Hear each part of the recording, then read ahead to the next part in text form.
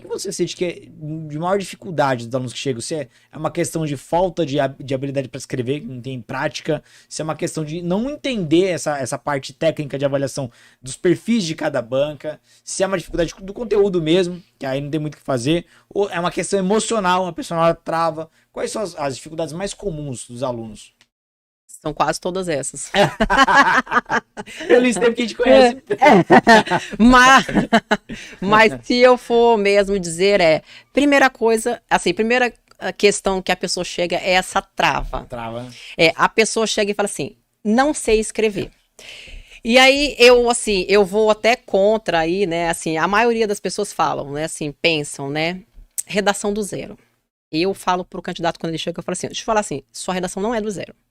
A professora, mas como assim não é do zero? Eu não sei nada, eu não sei como pôr no papel. Eu falei assim, mas sua redação não é do zero. Se você escrever, fala para mim sobre mobilidade urbana, tudo que você souber. Não pense em estrutura, que é uma das técnicas que eu faço. Não pense em estrutura, porque quando você começa a pensar em estrutura, seu cérebro começa a desesperar, vem os traumas da infância, da educação básica, e você trava.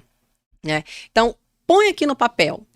A maioria dos candidatos, quando eu vejo isso, uns vão estar ali, né, vamos enumerar aí de 0 a 5, no 3, no 4, no 2, às vezes pode ser no 1, mas nunca do 0. Sim. Porque do 0, a gente tem, né, aqueles que não conseguem concatenar, né, uma frase com outra e aquilo não produz sentido nenhum.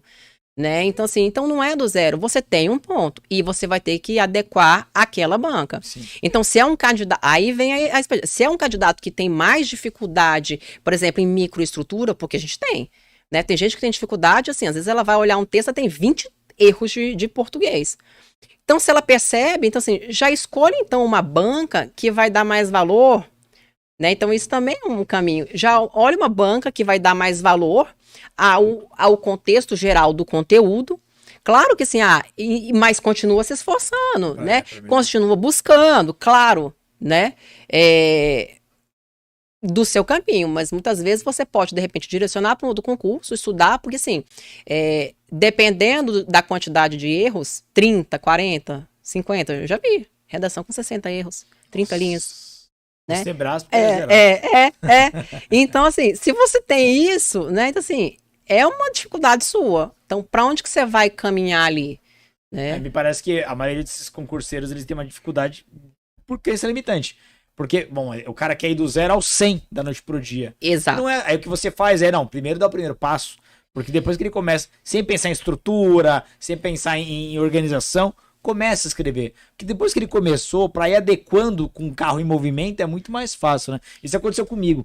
Quando eu ia começar a escrever, a gente que vem do direito, a gente é muito preso em modelos.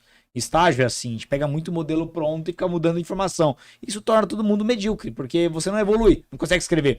E aí eu não queria depender disso. Então eu comecei a querer escrever as minhas próprias peças sem modelo.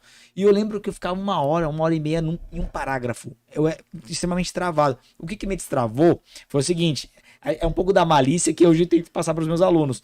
Eu pegava o ponto de vista que eu queria defender naquela tese, e eu pegava uma decisão, por exemplo, do STF, do STJ, e eu parafraseava.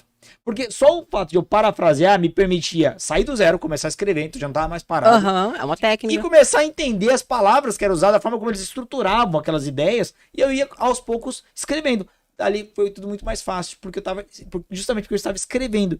Eu acho que a grande barreira é começar. Se o aluno não começa, aí fica difícil. Fica difícil. Essa trava, né? E assim, e uma, né, das técnicas também importantes para se fazer é gerar tópicos frasais. Porque a pessoa lê um texto, mas faça uma frase sobre aquilo ali, Sim. né? Um tópico resumitivo ali daquilo, né? Ou cria uma definição daquele conteúdo ali, né? Então, assim, esse treino, Sim. né? Então, assim, para aquelas pessoas que são muito travadas de fato, né? Começar por uma frase e ela vai deslanchando e conseguindo, né? Isso no percurso. Sim. Ali. Eu gostei do que você falou, tópicos frasais, porque trabalha muito o poder de síntese. Tem algumas bancas, a VUNESP, pelo menos na Polícia Civil, ela é muito assim. Ela quer respostas muito diretas. Uhum. Então o candidato que enrola muito, muitas vezes ele depende de recurso, Porque aí o examinador, sei lá, né? Eu tô tentando imaginar como é a vida do examinador. O cara já analisou dezenas de provas, aí pega um cara enrolando tanto que não tem paciência pra ficar procurando a resposta certa. Então ele dá o erro e pula pra próxima. O cara depende de recurso porque ele não foi direto ao ponto, né? Isso acontece bastante. Exatamente. E aí, se a gente for pensar assim, e essa questão que a VUNESP também desconta muito ponto que tem que se pensar, né? Que é a questão ali, como eu vou falar da questão, então eu sempre falo, retome o item. O crime de responsabilidade é esse, esse, esse. Ponto. Não tem problema nenhum. Porque o candidato geralmente traz lá, né? Como solicitado no item X. Não pode. A VUNESP penaliza gravemente isso, né? Fazendo remissão é enunciado. Remissão é iniciado. Ah, entendeu? Não pode. Isso é penalizado lá. Sim. Tá? Então, assim, contradições também é bem penalizado. Porque às vezes você vai falar assim, eu vou falar de crime e contravenção. É uma coisa diferente da outra. Sim. Então, eu dou exemplo de crime e também dou no exemplo de contravenção. Fica misturando tudo. Essa contradição, a VUNESP, ela olha como problema grave, tá? E a contradição também, ela é feita de outras formas. Por exemplo, um conector, eu vou falar para o outro lado, mas o outro lado não vem, né? Ou um outro também. Nessa ânsia de usar uma conexão diversificada, a pessoa troca o sentido da palavra, né? Que é o que eu já até falei agora. Crime não é diferente de contravenção? Sim. Então, eu não posso falar isso como sinônimos, Sim. porque não são sinônimos.